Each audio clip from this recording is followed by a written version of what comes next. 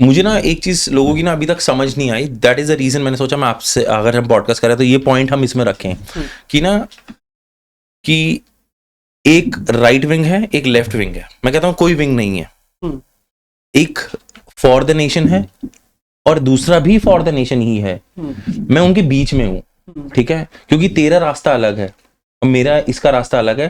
जो बीच का space exist करता है वो लोग जानते ही नहीं कि वो एग्जिस्ट करता है। अब लोगों के अंदर क्या आ चुका है कि जब तक मुझे सर्टेनिटी नहीं मिलेगी कि तू कौन सी साइड है, एक लेबल नहीं चढ़ जाएगा, तब तक वो ना तुम्हारे से एग्री नहीं करेंगे। अगर मैं कह दूं ना हाँ मैं राइट विंगर हूं, तो मेरे को राइट विंग वाले सारे सपोर्ट करने लग जाएंगे और लेफ्ट वालों को गालियां देने लग जाएंगे। एंड अगर मैं बोल दूं मैं लेफ्ट हूं, तो सिमिलरली वाइस वर्सा ऐसा होगा। तो यहाँ पे जो बंदा बीच में है ना, I don't know how to put that up, and I want people to be as much as in the centre as thing. मैं जितने लेफ्ट वाले हैं ना, मैं सबको कहता हूं छोड़ दो, चाहे ध्रुव राठी ने तुम्हें बताया, छोड़ दो वो चीज, सुन लो, वीडियो देख लो, लेकिन तुम खुद जाके फैक्ट चेक करो। राघव ने बताया, मैंने बताया, किसी और ने बताया, मत विश्वास करो।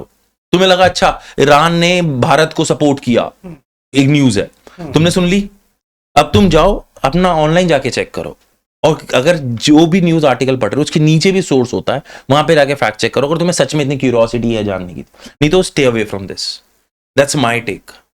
पर आप ये कैसे भूल सकते हो कि आप जिस लेवल पर ये बात कर रहे हो, आप उस लेवल को ओन करते हो, आप प्रिविलेज्ड हो कि आप सही और गलत के बीच का फर्क जानने की प्रोसेस को समझते हो। इस देश में इतने परसेंट लोग, मतलब कितने परसेंट लोग होंगे जो इस प्रोसेस को कर पाने के लिए कैपेबल होंगे? Good question. मैं इस बारे में नहीं कर रहा, बात कह रहा हूँ कि कोई गलत है या कोई सही है।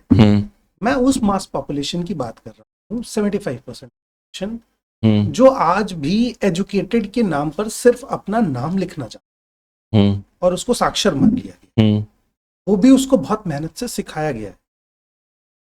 आज जिस समय हम ये बात कर रहे हैं, आज से ठीक एक दिन पहले, एम्स को तो आप बहुत एलीट संस्थान मानते हैं ना, एम्स है राजकोट का, एक स्टूडेंट फाइनल ईयर का राजस्थान का पढ़ रहा है और वो सुसाइड कर लेता है।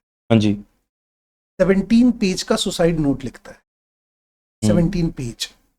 और एक मजेदार बात यह कि उसका पहला सुसाइड अटेम्प्ट नहीं, दूसरा था। पहले में पुलिस ने उसे बचा लिया। रीजन क्या था कि as a caste Dalit community से आता है वो, और जैसा ट्रीटमेंट वो 2 साल से झेल रहा था, वो उसको नहीं, मतलब उस प्रेशर को बर्दाश्त नहीं कर पाया।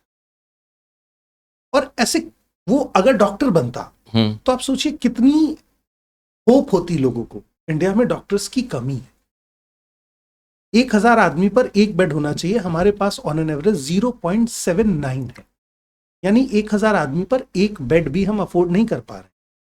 और ऐसे में एक डॉक्टर का सुसाइड कर लेना कास्ट रीजन वजह से, एजुकेटेड माहौल में था, उसमें मुझे नहीं लगता कोई अनपढ़ व्यक्ति जाता होगा या कोई ऐसा व्यक्ति जाता होगा जिसकी फैमिली उसे कास्टिज्म सिखाती होगी।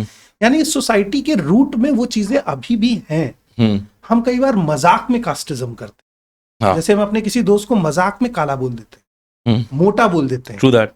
मुझे जब तक इस चीज का अनुमान नहीं था कि ये करके मैं उसके ऊपर कौन सा मेंटल प्रेशर दे रहा हूं, मुझे नहीं पता कि सुबह से शायद 10 लोग इसे और काला बोल चुके हों और मैं वो 11वां आदमी हूं जो इसे कहूंगा, और शायद यही बात इसे हर्ट कर जाए। मुझे नहीं पता था। जिस दिन मुझे पता चला, मैंने अपने ग्रेजुएशन के उन तमाम दोस्तों को फोन किया और मैंने उनसे माफी मांगी। वो बहुत सेंटिमेंटल आदमी है।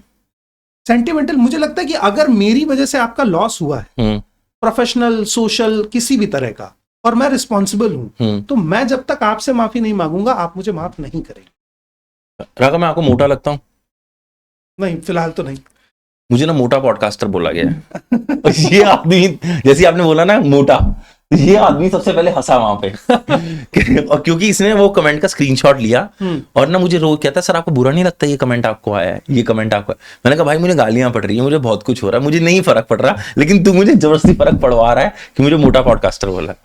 ठीक है, बट लेकिन मैं इस मुद्दे पर स्टिक कि जब मैंने ये पढ़ा कि आप इमेजिन करो निक, एक इंसान जब सुसाइड नोट लिखने बैठता है तो कितना लिख पाए। मैंने आज तक 1.5-2 पन्ने से ज्यादा बड़ा सुसाइड नोट नहीं, 17 पेज। मैं इमेजिन नहीं कर पा रहा हूं कि उसने 3 साल में कितना प्रेशर झेला। उसने किसी का कि रैंट, एक टर्म है रैंट करना, मतलब अपना दिल खोल के बात करना, वो भी शायद उसने ना किया हो इस वजह से ना। It's a term we called fear of isolation या स्पाइरल ऑफ साइलेंस। मुझे लगता है कि मेरी बात का मजाक ही उड़ाया जाएगा, वो किसी को नहीं बताते, तो मैं किसी को नहीं बताता, वो भरता रहता है और वो भरता रहता है।